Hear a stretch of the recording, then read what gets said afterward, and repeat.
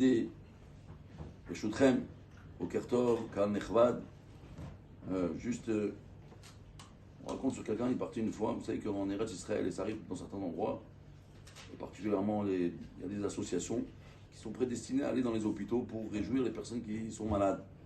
Donc ils vont leur font des petites blagues, ils les réjouissent, ils leur donnent des cadeaux, des présents.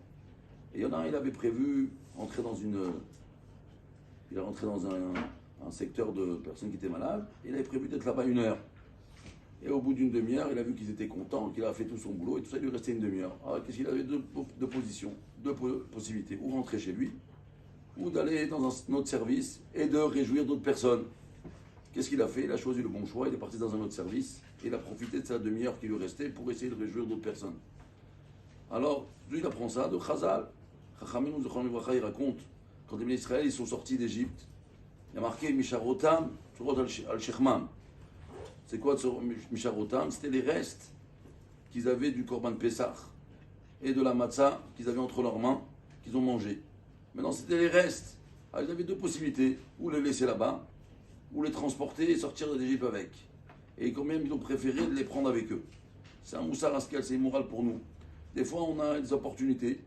On décide de faire une mitzvah, par exemple, et au lieu qu'elle nous coûte tant d'argent, elle nous coûte la moitié ou 3/4 du prix. Qu'est-ce qu'on fait du quart qui nous reste?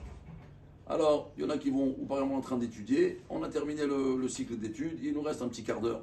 Qu'est-ce qu'on fait du quart d'heure qui nous reste? Est-ce qu'on va l'exploiter à étudier encore, ou est-ce qu'on va l'exploiter à autre chose? Alors, Chazal nous enseigne que non, à chaque fois qu'il y a quelque chose qui est entre tes mains, une mitzvah par exemple, ou du limoud, profite du temps qui t'est attribué. D'accord? Il y en a qui vont faire autrement, il y en a qui vont aller sortir quand c'est par exemple, vous savez qu'en Eretz Israël par exemple, la journée où il y a pas, ils ne sont pas tenus d'aller au travail, alors qu'est-ce qu'ils font? Ils font journée de limoud, yom limoud, une journée d'études entière. Pourquoi? Parce qu'ils profitent de ce temps qui est libre pour l'exploiter à bon escient à étudier. Il y en a qui vont faire autre chose. Mais celui qui est chacham, de prendre les restes et d'utiliser pour faire d'autres mitzvot. Iten Hashem, qu'à chaque fois que se présentent devant nous des occasions comme ça, qu'on a des minutes qui sont, on peut grappiller des minutes dans le monde, d'accord, dans le temps, voilà, on va avancer dans le temps, mais à cet Hashem, plutôt on pourra mettre des tefilines. Alors il faut profiter de ces minutes-là pour un peu plus prier, un peu plus étudier Be'ezrat Hashem, la bracha est résidée sur nous tous, amen, kini ratson. Alors une halakha, המשתרר צריך לברך ברכה אחרונה על מה שאכל ואינו נפטר בברכת המזון שללו במה דברים אמורים לסגי בכל מאכל להצטרף אבל לשלושה אינו מסתרף עד שאוכל כזית פת.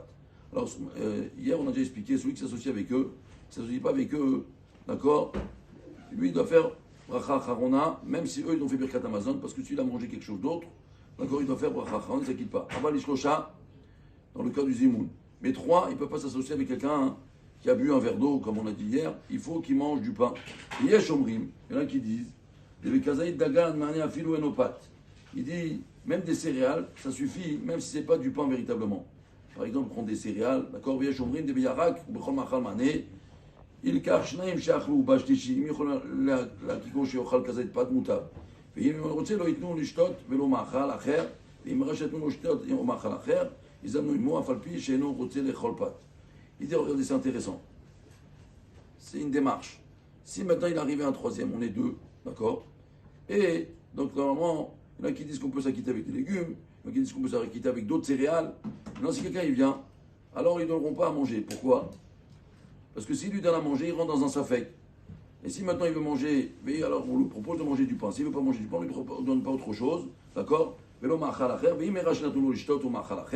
Si on donne à manger, à boire ou à manger une autre nourriture, ils feront zimoun avec lui, afalpi chez non roté les cholpat, même s'il ne veut pas manger du pain. C'est-à-dire l'idée elle est que tu ne dois pas orchestrer qu'il y ait du zimoun. Et comme il y a un safek, est-ce qu'on doit dire zimoun dans le cas où on a mangé des légumes, dans le cas où on a mangé des céréales?